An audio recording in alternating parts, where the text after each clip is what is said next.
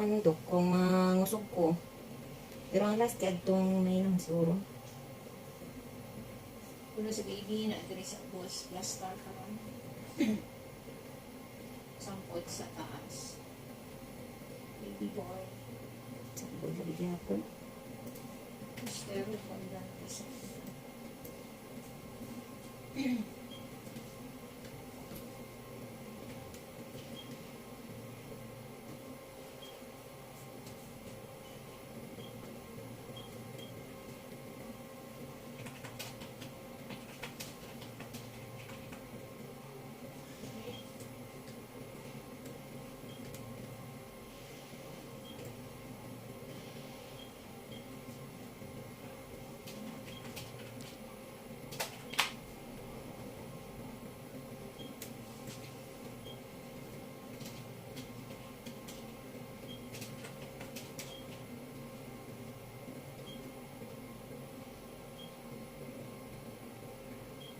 Kasi sa kadakan sa baby, approximately mga 33 weeks na karon, expected na po na mga 3rd week last week sa August, mag-diabetes.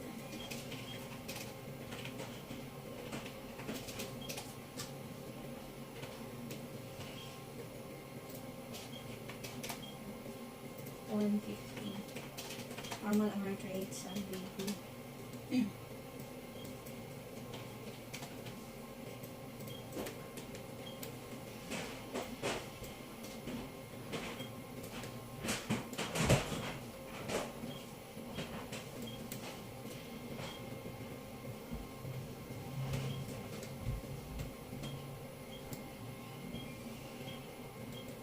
May iwan ba na ko bahak na siya wag kaya application sa kanya.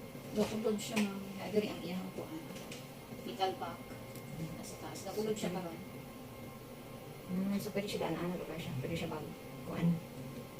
Sa karon nakulog siya. Spine na sa taas. So, Wala na dali sa ubos. habang magbalik-balik ko, galigi po na siya, Dok. Dito na miss. Masibol ba? Kasagara diha rek. Anak Ayan, na siya. siya. O, unless mag-kuan siya. So, kung magtakilid ko, kay ingon man gud lagi sa akong research, better sa wala magtakilid. Pero kung magtakilid ko, compare sa tuo, mas behave siya kung parang katulog ba? Behave siya kung sa tuo ko magtakilid. So, possible, kung sa wala ko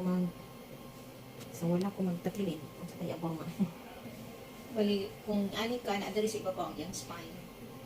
Kung change siya, kung mag-kuan siya, kung di ba siya maayo.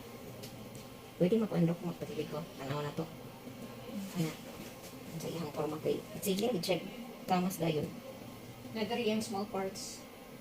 Mas Mga makita tiyan. diri. Ang extremities niya. Nasa taas gapon ang kuan, spine. So, kakulog din siya kung maghayang ka. Kakulog siya.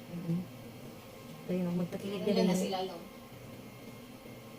which is usually, ay, normally, Kasagara magkuan na sa makulog. sasakta na siya. Pero gapon diri ato makita.